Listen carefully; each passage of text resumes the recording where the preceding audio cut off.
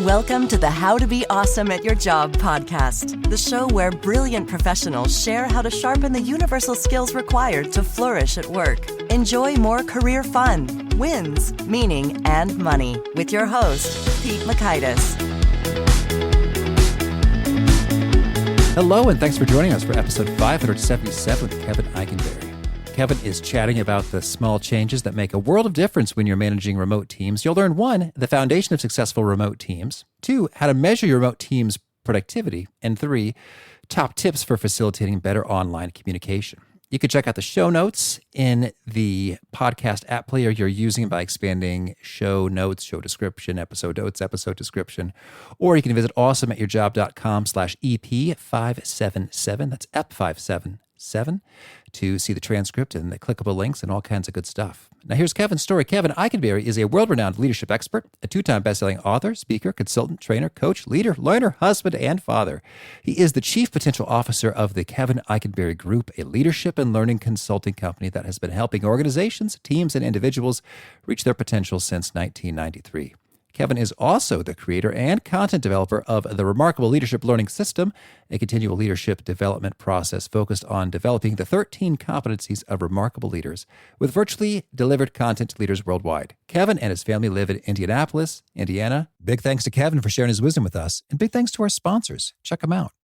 And big thanks to our sponsor, Acorns. Acorns makes it easy to start automatically saving and investing for your future. You don't need a lot of money or expertise to invest with Acorns. In fact, you can get started with just your spare change. Acorns recommends an expert-built portfolio that fits you and your money goals, then automatically invests your money for you. NerdWallet.com, whom I love on these sorts of matters, gives Acorns a whopping 4.7 stars and says, quote, if you want to make the most of your spare change, there's no better place to do that than Acorns. Head to acorns.com/awesome or download the Acorns app to start saving and investing for your future today. And we got a legal disclaimer here. It may not be representative of all clients. Tier 1 compensation provided. Compensation provides an incentive to positively promote Acorns. View important disclosures at acorns.com/awesome. Investing involves risk, including the loss of principal. Please consider your objectives, risk tolerance, and Acorns' fees before investing. Acorns Advisors LLC, Acorns, is an SEC-registered investment advisor. Brokerage services are provided to clients of Acorns by Acorns Securities LLC, member at FINRA/SIPC. For more information, visit acorns.com.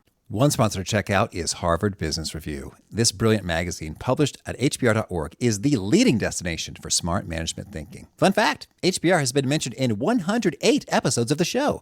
That's because HBR has great stuff that comes up often. They've got explainer videos, podcasts, real-world case studies, and much more. I think of HBR each night that I put on my special orange glasses. Their article, Will Blue Light Glasses Improve Your Sleep?, revealed that those who wore them reported better sleep and a 7% improvement in work performance as compared to those who wore the sham glasses. So I cite HBR anytime anyone tells me that I look silly wearing them. Now, much of HBR's content is available for free when you sign up at their site. Subscriptions that get you unlimited content cost $10 a month. If you visit hbr.org/subscriptions and enter the promo code AWESOME, you can save 10% off of that subscription. Again, to save 10% off of your HBR subscription, go to www.hbr.org/subscriptions and enter the promo code AWESOME. Here's Kevin. Kevin, thanks for joining us here on the How to Be Awesome at Your Job podcast. Well, it's awesome. I'm glad to be here. Well, I'm glad to have you. And one fun thing we learned about you in stalking you is that you have an antique tractor collection. Well, I have an antique tractor collection of the first question people ask is, you mean like real tractors? Yes, 13 of them. 13 real full-size tractors. I also have spread around this office, I have toy tractors of different ages as well. So please, how did this come to be and what is your fascination with them? Well, I grew up on a farm, and my grandpa said you can take the boy off the farm, but you can't take the farm out of the boy. I own the farm I grew up on. Started the hobby, if you will, 21 years ago. It became a hobby I shared with my father, and then he passed away unexpectedly, and I've continued. It's a way to connect my kidhood to my adulthood. It's created a bunch of great memories for me. And like most things in life, it's not really about the tractor. It's about the why underneath it. Well, so do these antique tractors work, or is it sort of a mixed bag, or more for show? It's a mixed bag. I have some that people that do this would say are parade quality or show quality. I have others that run, and I have a couple that aren't currently running, but I don't have any that are like torn apart and 3,700 pieces. anything like that. I one time went to a tractor pull, and it was a unique event. So I grew up in Central Illinois, so that's not so outrageous a thing to do. It was interesting to me, not knowing much about tractors, how much people got into it. They're like, "Good pull, buddy, good pull." And toward the end, it's like these tractors didn't even look like they did farm work. They were more like the sports car of tractor. Yeah, exactly. Depending on what kind of tractor pull you went to, they weren't anywhere close to being an actual tractor. So my collection ranges from 1939 to 1966 is the range of the tractors. Cool. Well, so I don't have a forced segue, but maybe you'll give me one. We're talking about long distance leadership, and I'd love to know. So you put together this book, The Long Distance Leader. What would you say is the most surprising and fascinating discovery you made while researching and putting it together? So I think I don't know if it's the biggest thing I learned during it, but I think one of the biggest things that people can take from it, and of course now lots of people are living in this world in a forced way, is that the first rule we mention in the book is the idea that it's leadership first, location second. It's not that everything changes, but lots of little things change. And as one of my mentors told me a long time ago, Pete, small little hinges swing big doors. And so there's a whole lot of little things we've got to get better at, nuances we need to take advantage of and pay attention to that will help us be effective in leading a team when we don't see them every day. And so when you say leadership first and location second, do you mean in terms of your priority for how you're allocating your time, attention, resources in growth? Or what's the first and the second designating here? Yeah, there's some truth to that. There's some truth to that we need to remember that we're leaders and be leading. And we're only leading, by the way, Pete, if people are choosing to follow us, right? So that's the first thing I would say. And so part of the message is don't get worried or lost in, oh my gosh, I can't see them. Are they working? Right? So don't get lost or worried about the location, but we must recognize the location. And because of the fact that we're not in the same place, we have to be more intentional and work harder so in other words, everything we had to do in leading people when they were down the hall still needs to happen. May need to have more of it, but don't forget what you already knew. Transfer those habits to what you need to change and adjust to do it when people aren't right down the hall. Okay. So in summary then, what would you say is fundamentally the same and unchanged versus indeed unique here in the remote world? We are leading people. They are all different. They have unique needs, wants, etc. And so we must work harder to understand those things and understand those people so they will still choose to follow. I believe that our job as a leader is to create a sense of commitment and not just try to create compliance. So to do that at a distance requires us to be more intentional, more focused, more diligent, because we have to continue to build those relationships. Some of the things that happen without us even thinking about it. At the coffee pot, someone pops their head into the office. None of that's going to happen when we're at a distance. So we've got to be more intentional and more focused to make those spontaneous things, serendipitous things happen when they can't be that way anymore. Okay. Well, so then I'd love to hear your take from lots of experience with working with lots of people. What would you say are the top 1 to 3 struggles or surprises or challenges that remote leaders, when they start doing it, go, uh-oh, they're having a tough time with? They have trouble with figuring out how we're going to communicate with each other and the frequency of that communication. They have trouble oftentimes with trusting their teams, which often manifests itself as micromanagement. And they have a lot of trouble with coaching and holding people accountable often. I would say those are 3 areas that often show up early. Well, tell us, what are some of the best practices there in terms of addressing each of these?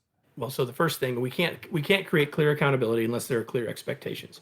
And foundationally for us as leaders, and I'll talk to the leaders and to the team members here for a second, okay?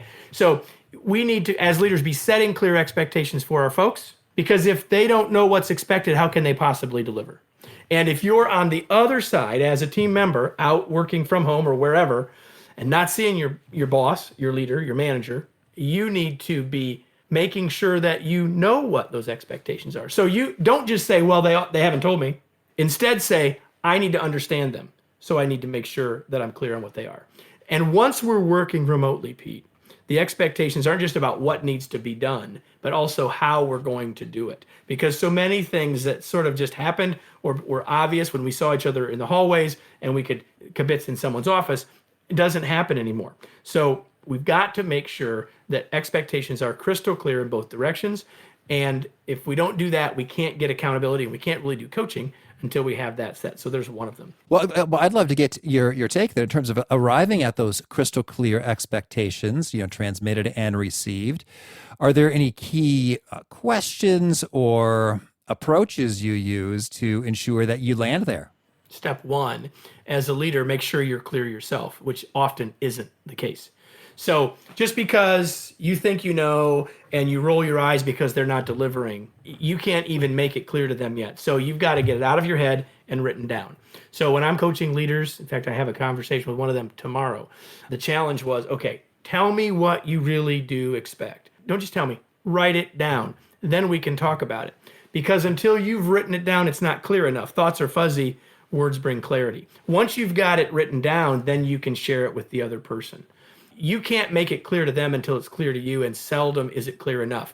You are too vague and too high level, usually. We're too close to a job description and not close enough to clearly what we want. I'm not talking about creating a situation for micromanagement. What I'm talking about is creating a set of boundaries and lanes so people know where they're headed, why they're headed there, and how they can succeed when they arrive. Okay, lovely. So we write it down, and then you have a real conversation, which means don't just go, okay, I wrote all this down, let me email it to you. Any questions? Don't do that, first of all. And don't just say, well, let me read all these to you. But maybe rather send them and say, hey, I want us to have a conversation to make sure we're clear on expectations. And as we're having this conversation, a lot of people who are listening to us are now maybe 60, 80, 90 days into working remotely for the first time or leading remotely for the first time, right? And so maybe we got by for a while, the honeymoon's over. It's still okay to have this conversation now. Say, hey, listen, Pete, I've put together some thoughts. I want to make sure we're on the same page about expectations. So I'm going to send this to you. I want you to review it. It's meant to be a draft for us to have a conversation about. Then I'd like for us to meet and talk about it. I want to make sure that it makes sense to you, that it's clear. Did I leave anything out? Does it leave any questions for you, etc.? Then when we get on the phone or perhaps on a video call, then I need to start by saying, so Pete, what are your questions? What are your thoughts? What's missing? Because as the boss, as the leader, there's a power differential between you and I, right? So if I do all the talking first, there's nothing left for you to say. Gotcha. So if I want a conversation, I have to engage you in it first or early. The more I talk first, the less likely you're going to say anything, even if there's a high level of trust between us, even if you are pretty self-assured and self-confident, because just the unspoken nature of the power differential between us. Mm-hmm. All right, thank you. All right, so there we go with the communication, and let's talk about the trust next. So the trust piece is, well, people will say, well, if I don't see them, I don't know if they're working. Well, you don't know if they're working anyway. Right? Just because they happen to be in their office and they happen to be typing away on the keyboard. You don't know if they're working unless you're looking over their shoulder, which I surely hope you weren't doing before. People get lost in activity versus accomplishment. What we want is to accomplish things, not to be busy. I don't care if my team members take a time in the middle of the day to go for a walk. I want the team to know it in case they're trying to get a hold of them. I don't care when they do their work. I want the work to be done successfully. And especially now, we may need to allow people to be flexible about how they actually get it done if they've got other issues like teaching school while they're trying to work. So the reality is, if we can stay as a leader focused on accomplishments and not activity, we can let go of all this garbage about, well, I don't know if they're working or not. That makes sense? That's good. Well, absolutely. Well, and it's intriguing because before, the phrase work from home often just sort of had scare quotes in it, because I'm always working from home. So for me, I really mean it, but it's like, oh, I'm working from home, wink, wink, wink. And so it's intriguing there because some folks really aren't doing much with the activities, but it sounds like where you're going with it is, if the accountability is clear and the expectations are clear in terms of the output and achievements, then it's like whether they were working 10 hours or 1 hour, they've accomplished all that they were supposed to accomplish. It really shouldn't matter. If people can get their work done in 2 hours, then maybe you're not giving them enough to do, or you're not using them to their potential. That's a different subject, right, than what we're talking about right here. If you've got someone who's working remotely and they're on a call center, or they need to be customer facing, or they can't be away from their desk, that's a different thing. But for many of us who are working from home, that doesn't matter, right? Whether you do it at 2 p.m. or 2 a.m. sort of doesn't matter. And as a leader, I should let go of that. What I want is I'm investing in this person to get an output that creates profitable exchange, right? And so as long as that's happening, that's what I should be focused on. Okay, I'm with you. And let's talk about the coaching now. Well, so we kind of went to the coaching first when we were talking about expectations. I want to come back to the communication in general. They're connected, of course, but the communication in general is, chances are once you're working remotely with folks, you're going to need to communicate with them more frequently than you were before, because you don't have any of the happenstance. And you probably need to be a little more formal about it. And here's why. Like right now, I'm in our offices. I'm the only one here. Only been the only one here for 60 some days, or however long it's been now. But when there were a couple of people that were here part of the time, they could see if I was available. They knew if I had a minute or not. Now they don't.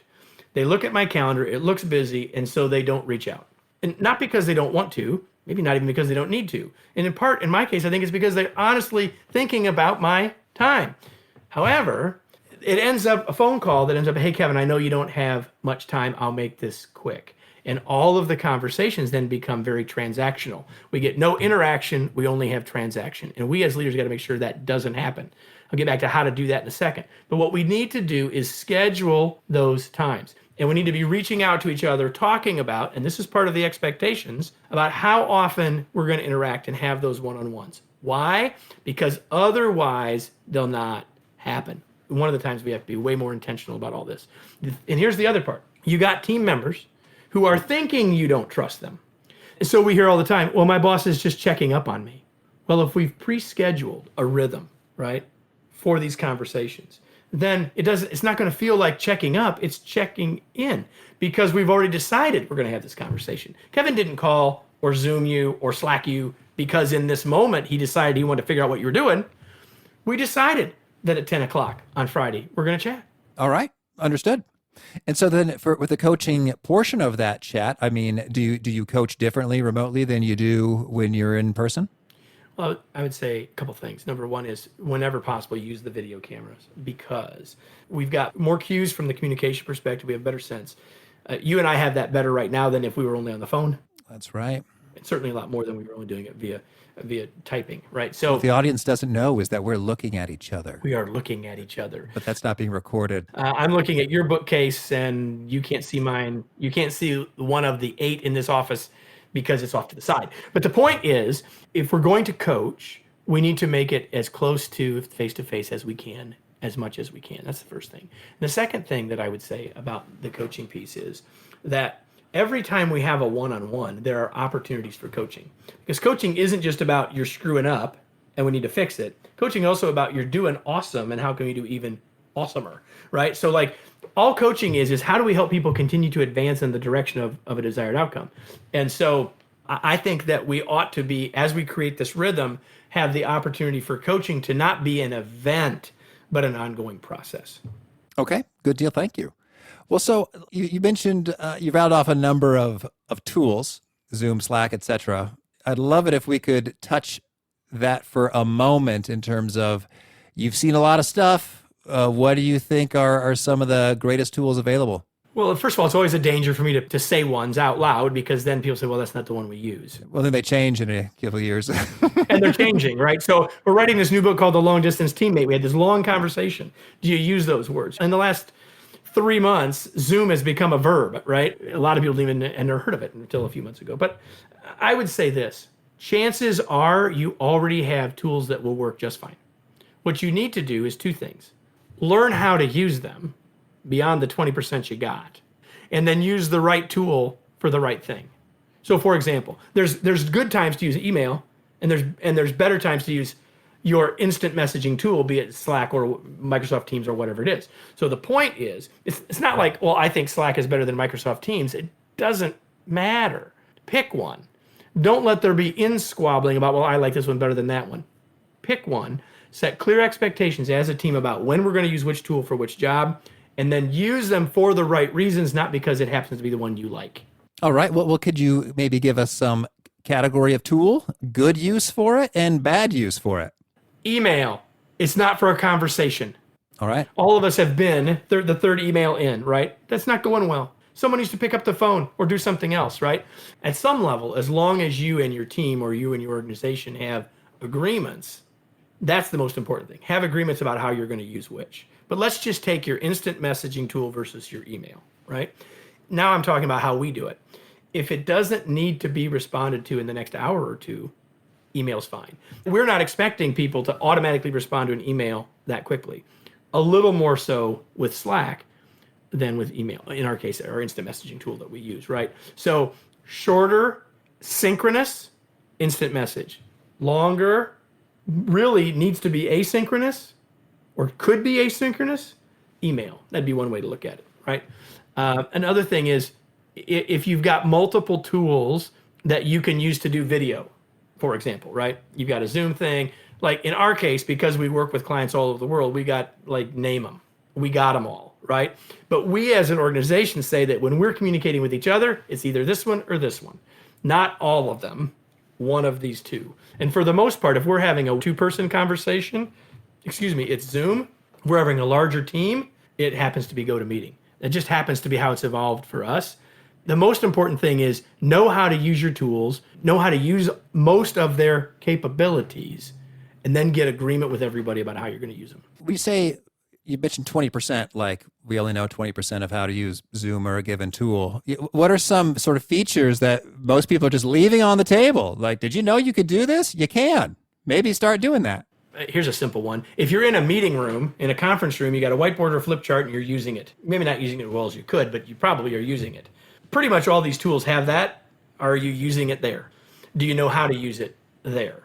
One example. Do you know how to, if you got a Brady Bunch screen with 12 of you or whatever, and that's driving you nuts, do you know that you can change it so you only see the active speaker?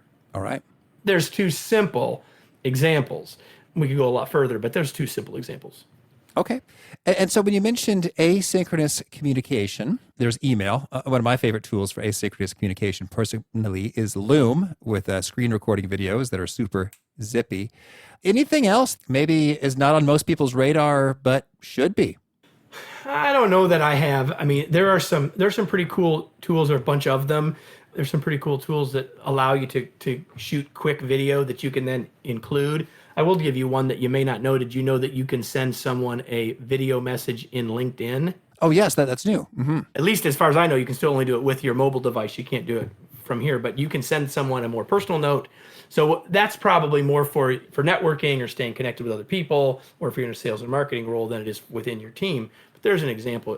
I'm always open to finding new stuff, but I'm always concerned when people just keep hopping. Oh, we ought to try this. Oh, we ought to try this. Oh, we ought to try this. Let's see what we've got and what works with it before we start looking.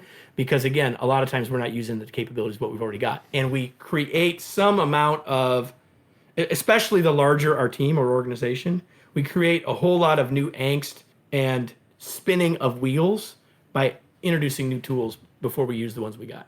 Oh, sure. Well, and so when it comes to knowing how to use them and using them well, part of the game is to just be aware of the features that are in existence when you click different, pop-ups and dialogues and sub-menu items. And I think beyond that, there's also how we conduct ourselves as humans when, say, on a Zoom or video call.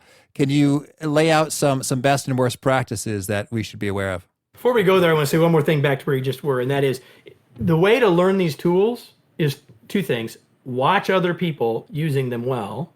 And number two, don't try to figure them out when you're live. Go into the tool and practice. I mean, this sounds so simple, but people don't do it. You've all been in the meeting. Well, how do you do this? And someone's trying to tell someone else how to do it. You could have taken 10 minutes ahead of time and already figured it out without the stress and the pressure and wasting everybody else's time. So to your other question, how do we behave on a Zoom call? Is that kind of the question? Certainly. Well, I mean, I think there's some sort of, givens that don't need to be articulated. But at the same time, there's other stuff that you've probably seen hundreds of times that annoys you. Like crazy. So spell it out for us. What should we start and stop doing? Well, the first thing is people need to be focused on what they're doing. And multitasking is a myth, and we shouldn't be trying to do it. And so one of the many reasons I love people having their webcams on is it's harder for them to multitask. It's harder for them to look. I mean, it's pretty obvious that they're looking away or doing something else, right? So on my team, webcams are on, mute is off.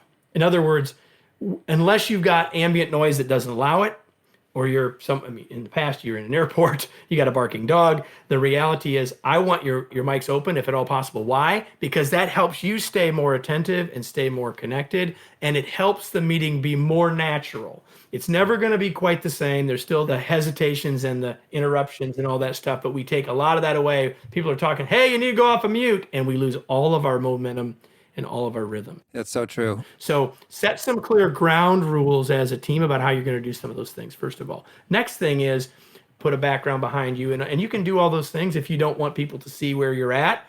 You can do all sorts of things to change that. But more importantly is set yourself up, if at all possible, so you don't have light behind you so we can see you. Right? We don't need to look like you're in witness protection. You don't have to have professional lighting, but you just need to orient yourself so that when you look at yourself, you see your face just like you want to see everybody else's. So those are a couple of simple little things. Well, what I love about that mute tip so much is that it's, well, one, it's counterintuitive. I think everyone thinks, oh, I should mute it so that I'm not annoying everybody. And two, it's sort of like, I think people already have some resistance associated with speaking up. And there's all this research which suggests that when you just removing a little bit of friction just could go a long way in driving behavior. And so if you want more people to participate and have a more engaging, interactive exchange, well, that mute button is providing just one more little bit of friction to make it less likely. I can't find the mute button, blah, blah, blah. Yeah. I have something to say, but it's not that important. And I'm going to have to reach for my mouse to unmute it. So I'm just going to hold it back. Yeah, I mean, that's not, when you say it like that, it sounds kind of silly. But the reality is it's friction. Well, no, it's true. It's how we work. It's friction in the system. So let me give you a tip around this for the leader and as a member of the team. Because even if you're a leader, you're in a bunch of meetings that aren't your meetings, right? So first, as a leader, you need to, if you want people to engage, we said this earlier on a different topic. If you want the team to engage, you've got to engage them early. If you don't engage them early, the longer you do the talking, the less likely they will engage. So you got to engage them early. And the second thing you need to do as the leader is facilitate better, which means more directive in terms of asking for input, right? Because again, there is friction and there's reasons. Oh, I'll wait. I'm not sure. I think someone else is going to say something. That friction exists in the room, but when we get on Zoom or video conference setting, it's enhanced. I will say, so, hey, we haven't heard anything from the marketing department yet. Or how about someone on the West Coast or in Pacific time? I was teaching a 2-hour virtual session earlier today, and I had some people that for some reasons had to be on mute. And I said, hey, James, I'm going to be to you, give you a chance to get off mute. But before that, Keith, what do you think? What I want to do is set him up to succeed in sharing something valuable and ask questions that they have answers to. Like, what do you think? What's been your experience? Right? Those kinds of questions will help. Now, if I'm on the participant side, it's not my meeting.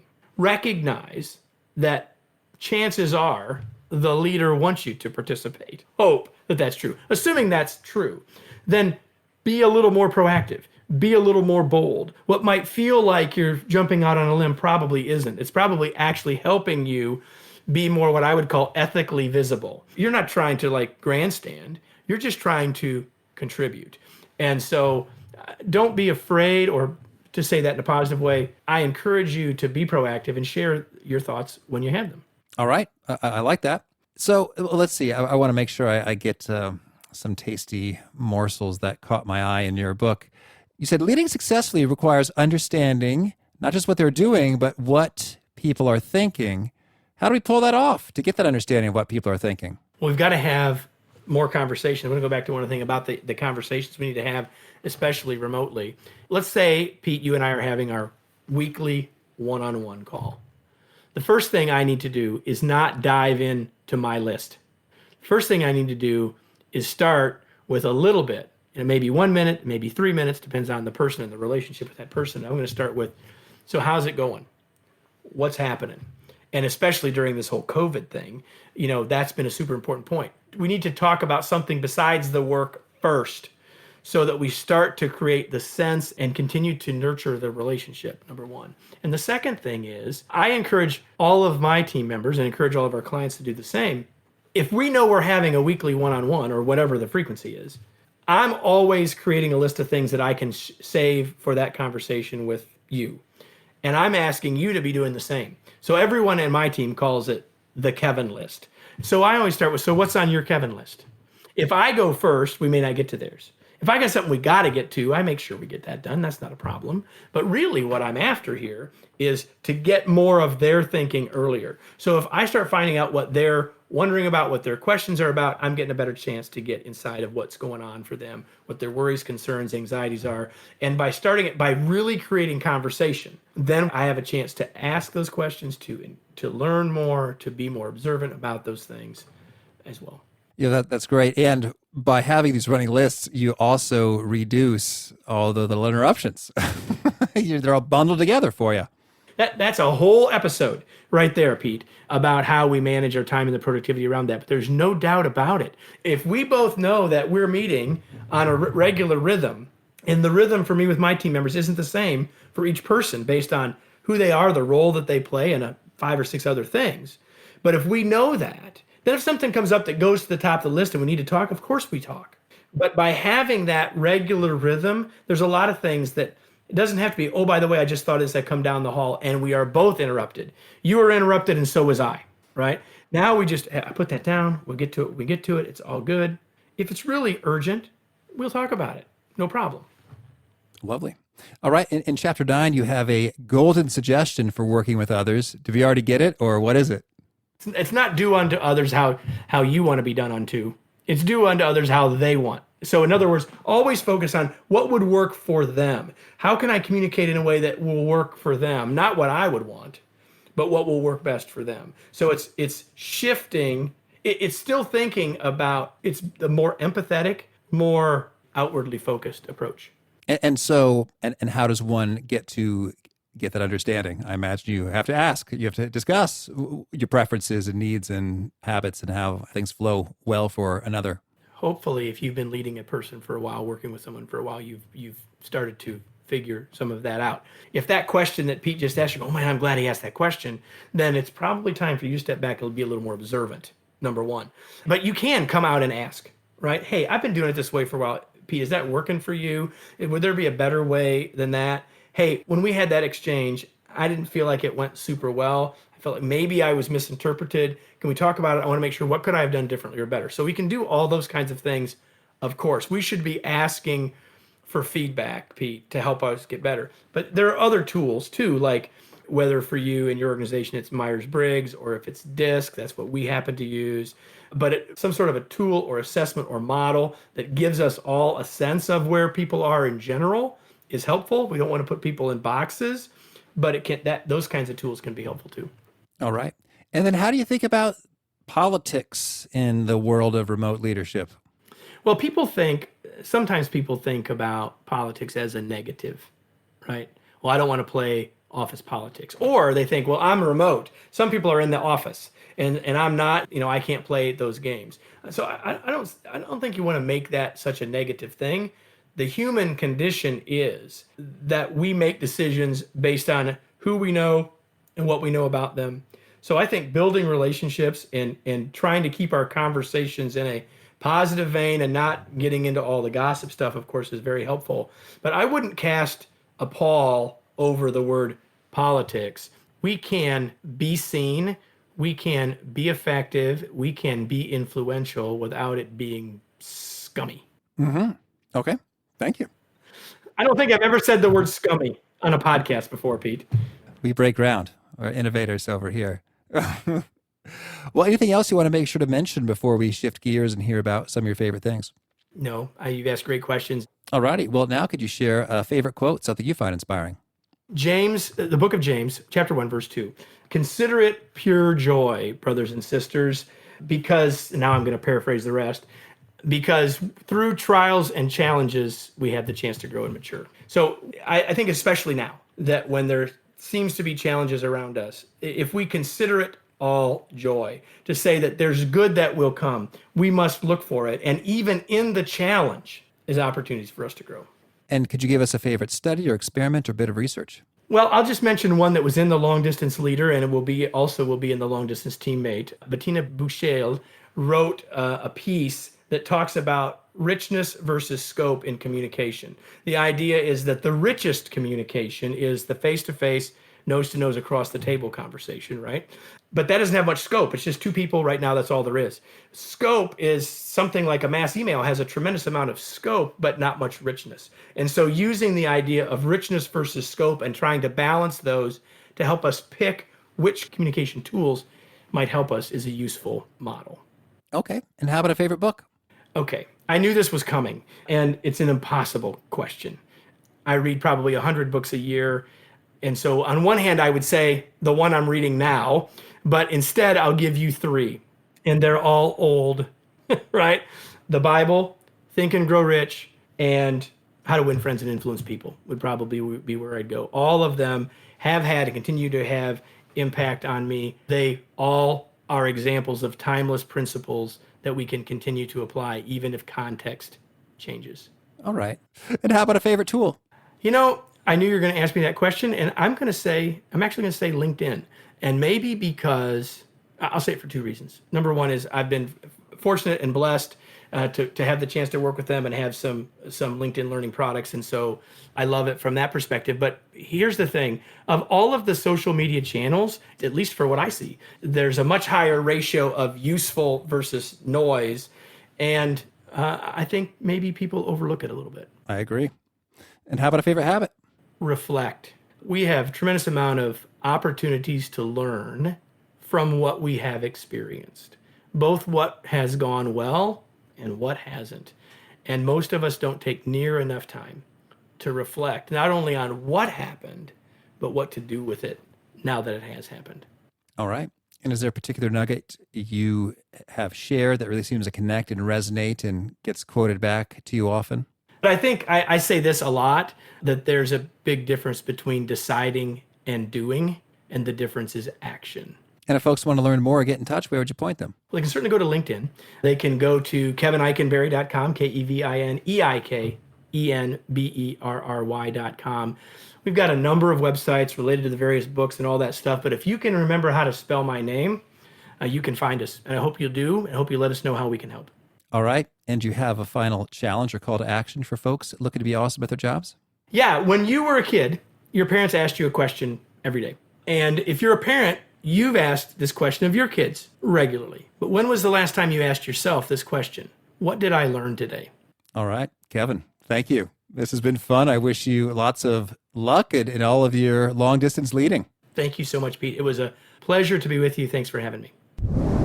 I really appreciated Kevin's take on having the video cameras on and the mute buttons off during the course of video conference calls. And I guess sometimes you got the background noise, you can't avoid it. And sometimes you have a terrible microphone setup, which transmits a nonstop hiss or whine when it's not muted. And if that's the case, I recommend a quality microphone such as the Sennheiser SC30 or 60. I have sent many of these to podcast guests, so they sound better.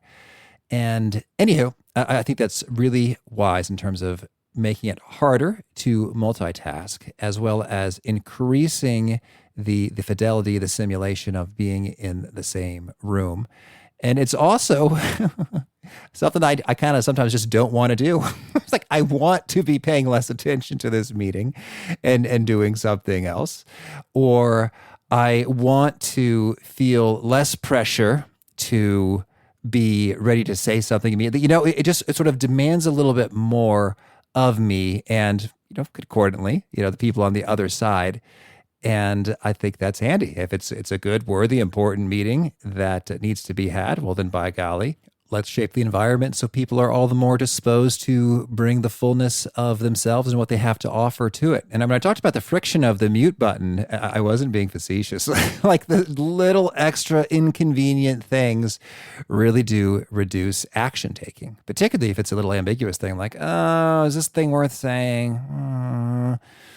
self-doubt, etc., it probably is worth saying. So if the mute is off, there's less resistance to saying it. Anyway, good little tips from Kevin. I dug it. Hope you did too. The show notes, the transcript, the links to items we've referenced are at awesomeatyourjob.com/ep577. If you haven't already, I hope you'll push subscribe to catch our next guest, David LaBelle. He's got some pro tips on how to deal with fear and staying calm and staying proactive when times are uncertain. And there is some uncertainty today. I hope you're doing well and doing safe and coming to some new perspective and wisdom when it comes to racism and injustice, as we're seeing a lot of conversation and protests and sometimes violence occurring. Hope you're staying safe and well and wise. Hope to catch you next time. And peace. Thanks for listening. To get the most out of the show, we recommend 2 key things. First, check out the extra resources at awesomeatyourjob.com. You can find this episode's transcript and links, as well as the perfect episode for your situation. You can search the full text transcripts of hundreds of episodes or explore episodes tagged by topic and competency covered. Second, subscribe to the podcast and get future episodes automatically. You can subscribe by telling Siri and several other smartphones and speakers, subscribe to the How to Be Awesome at Your Job podcast, or by tapping subscribe in your podcast player of choice. If you'd like some extra help figuring out podcasts and how subscriptions work, visit awesomeatyourjob.com/subscribe for guidance. Hope to catch you on the next episode of How to Be Awesome at Your Job.